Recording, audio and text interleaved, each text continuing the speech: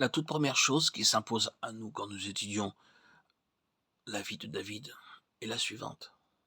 Le propre de l'onction, ce qui la caractérise, c'est qu'elle met absolument de côté les ressources naturelles de l'individu, aussi bien que ses déficits naturels. Tout ce qu'un homme peut tenir de la nature, elle l'ignore et n'en tient aucun compte. C'est très important, remarquez. Du commencement à la fin, la parole de Dieu manifeste avec une parfaite clarté ceci.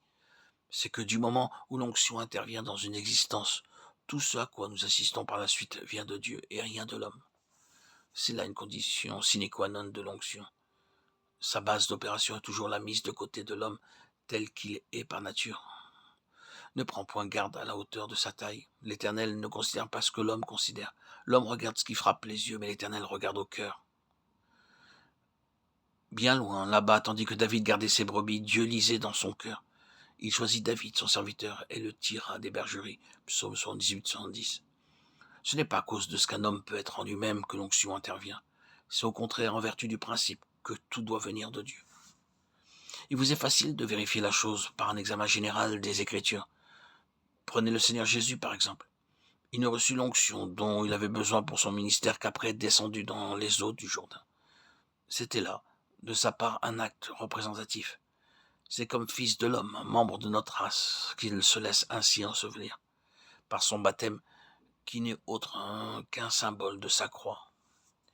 Il déclare avec une parfaite netteté que désormais tout sera de Dieu et rien de lui-même, rien de son propre fond.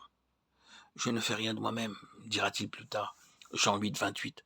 Dans les eaux du baptême, il a symboliquement parlant, accepté de disparaître. Et c'est sur cette base-là que l'onction va exercer ses effets. C'est quand Ananias, lui, eut imposé les mains que Saül, à son arrivée à Damas, reçut le Saint-Esprit. Il passe en même temps par les eaux du baptême, et il est clair que c'est dans ces circonstances-là que le Saint-Esprit lui est donné. Mais la manifestation de son onction ne devrait apparaître que plus tard. C'est probablement quand il reçut l'Esprit qu'il reçut en même temps l'onction pour son œuvre à venir. Mais l'expression de cette onction ne devint visible que dans la suite. Il reste 2 ans en Arabie, il rend son témoignage, c'est vrai. On peut remplir un ministère occasionnel sans que nécessairement l'onction reçue se manifeste à ce moment-là dans toute sa portée. L'onction a toujours pour but la réalisation d'un point spécial du plan de Dieu. C'est en vue de cet objectif spécial que l'instrument est choisi et que l'onction est donnée.